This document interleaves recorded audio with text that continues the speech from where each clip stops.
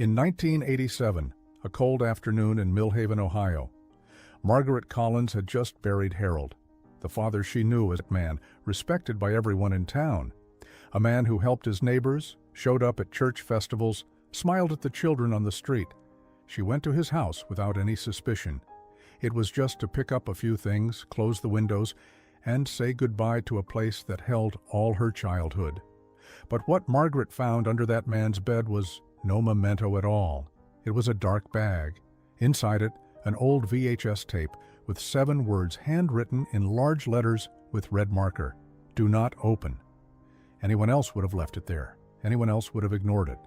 But Margaret picked up that tape, put it in her pocket, took it home, and that very night she did exactly what the inscription told her not to do. She opened it, and what was captured in those few minutes of old, grainy, silent footage was something that shouldn't exist, something that proved that the man she had called father her whole life was a complete stranger. Stay with me until the end, because what comes next is one of the most intriguing stories you'll ever hear, and it begins the moment Margaret presses play. And before we continue, I need to stop here with you for a second, because this is a big deal, and it can't stay just between us. If you've made it this far, and you were intrigued when Margaret found the tape, or if you were left with that strange feeling that the world sometimes hides things we would never expect to find, then you already know why this type of content needs to exist.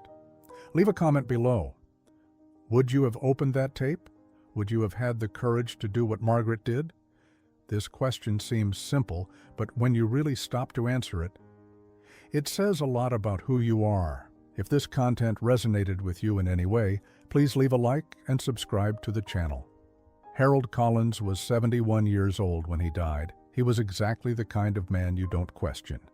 An electrician for decades, a weekly church volunteer, a present father, a helpful neighbor, the kind who appears in the local newspaper to receive tributes, never to answer for anything. And that's where the danger of certain hidden truths lies. They aren't hidden in sinister, stern-faced people that everyone avoids. They're hidden in people like Harold, in people we hug at Christmas, in people we ask for a favor without a second thought. Margaret grew up in that house, unaware of anything. 6 bedrooms, a dark basement she never really liked going into, a garden with an apple tree in the back. She remembered the smell of old wood, the creaking of the 3rd step on the stairs, the old TV that hissed before getting a signal. She remembered the sense of security those walls conveyed. Above all, she remembered Ruth. Ruth Harmon was Margaret's best friend. 12 years old, brown hair, always wearing a striped shirt of some color. The two were inseparable, the kind of childhood friendships you carry with you forever, even when life separates you.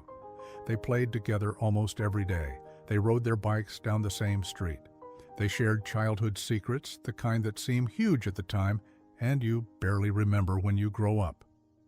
But in September 1983, on an ordinary Tuesday afternoon, Ruth went out and didn't come back. The police were called. The family put up posters all over town. Neighbors organized searches. Millhaven was paralyzed for weeks, and Harold Collins was there for each of those searches, concerned, solicitous, helping however he could. The town investigated, found nothing, and over time did what it always does when faced with something it can't solve. It moved on, with that quiet cruelty that life has when it decides to continue even without giving an answer. Margaret never forgot Ruth. She kept that absence in a deep place, one of those places you don't touch because it hurts too much. She moved on with her life, became a history teacher, built a world outside of Millhaven. But Ruth was always there, like an unanswered question in the corner of her memory. What Margaret never imagined, what she could never have imagined, is that Ruth and Harold existed in the same story, that the name of the best friend she spent decades trying not to forget was connected to the man she spent her whole life calling father. Now I want to delve even deeper into this subject, because what happened that night when Margaret put the tape in the VCR wasn't just a shock. It was the moment when an entire lie built up over years began to crumble frame by frame, second by second. And when the screen lit up, she recognized something that changed everything. Margaret called the police at 2:37 a.m., and on the other end of the line, a police officer who was probably hoping for a quiet night began to write everything down in silence. She didn't sleep that night, nor the following nights. The investigation was reopened. The tapes were analyzed one by one. Harold's notebook, those pages filled with firm, organized, almost meticulous handwriting, became the centerpiece of one of the longest cases in the county's history. 16 years of hidden truth kept inside a plastic bag under a bed in the bedroom of a man everyone respected. 16 years, 7 children, 1 man. When the police knocked on Ruth Harmon's parents' door, it was a March afternoon. Dorothy Harmon's hair was completely white. She and her husband were old, tired with that kind of tiredness that isn't just physical, it's the kind that comes from carrying an unanswered question for decades. Dorothy listened to the policeman speak. She was quiet for a moment. Then she cried. And then, in a low voice that the policeman never forgot, she thanked him. Because she would finally be able to bury her daughter. There's something in that scene that's hard to process. We don't know whether to call it relief or pain. It's probably both at the same time, mixed in a way that doesn't have a proper name. Dorothy kept Ruth's room untouched for 4 years after her disappearance. 4 years with the bed made, the toys in their place, the clothes folded in the closet, like someone keeping a space open for someone who might return at any moment. Until one day, she couldn't take it anymore and needed to take everything apart, not because she forgot, but because continuing like that was destroying what was left of her. And yet, she never received an answer. Until that afternoon in March. Some families got closure, others didn't. The remains of not all the children were found, and there are mothers and fathers who still carry a wound that will never fully heal. That's the real impact of a truth that came too late. It doesn't solve everything. It closes some doors and leaves others ajar forever. And Harold Collins, he died without handcuffs, without trial, without having looked into the eyes of any of those families. Death came before any accountability and took with it the chance of any direct answer. He left through the back door of history while the world still thought he was a good man. There's something deeply disturbing about that. It's not just injustice, it's the feeling that certain people manage to go through their entire lives without paying for anything, and that sometimes the only thing that exposes them is an accident, a forgotten bag, a tape that shouldn't have been found. Margaret never returned to that house. He never set foot in Millhaven again. He sold the property without visiting it, signing the papers by mail, as if he needed to erase an address from his own memory. Years later, in an interview, she said only one thing about it all. I grew up in a place that didn't exist. The house I loved was built on what I didn't know, and I prefer not to know where it is. Just one sentence, but one that carries the weight of an entire life rewritten. Now I want to delve even deeper into this subject because what this story reveals about the people around Harold, about what we see, what we choose not to see, and what we simply can't imagine being possible, is where everything becomes even harder to swallow. Do you know what weighs most heavily in this whole story? It's not Harold's evil nature, it's his normalcy. Because we grow up believing that bad people look bad, that you can tell, that there's some sign, something out of place that warns you. We learn this from movies, from stories, from the very mentality we build from childhood. The villain looks like a villain. But Harold Collins didn't.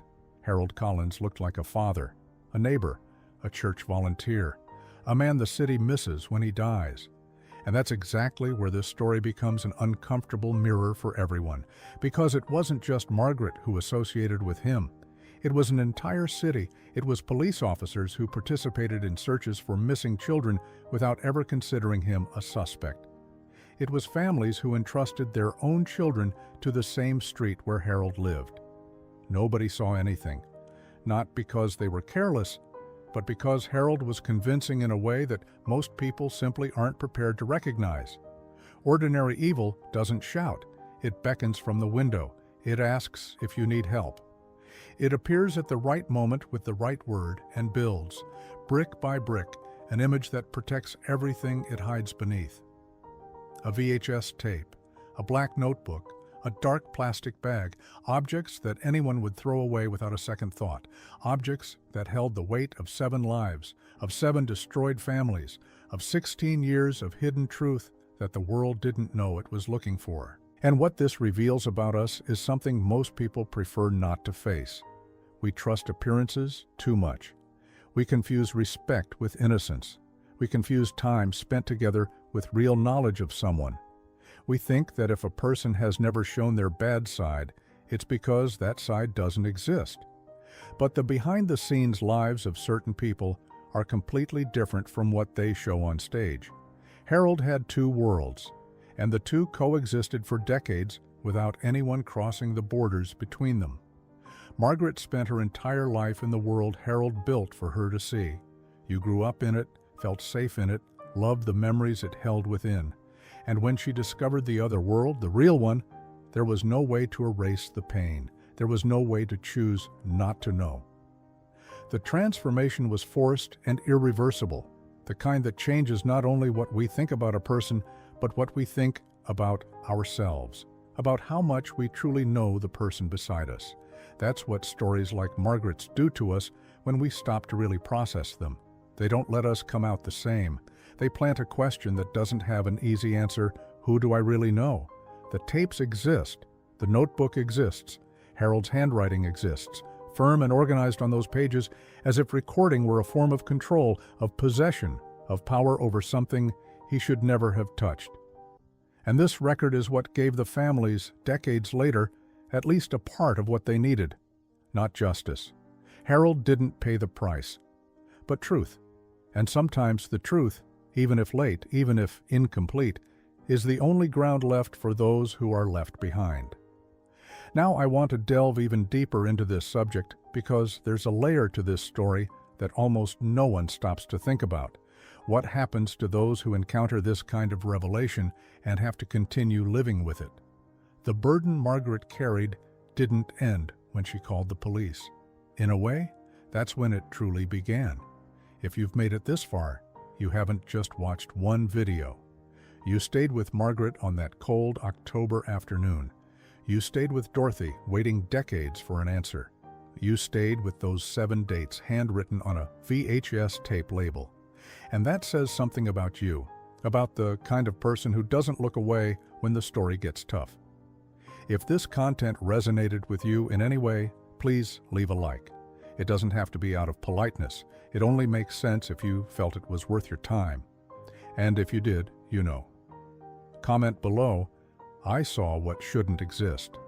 That's all, because when I read these comments, I know the story has reached where it needed to reach. And that matters more than any number. If you're not already subscribed to the channel, now's a good time.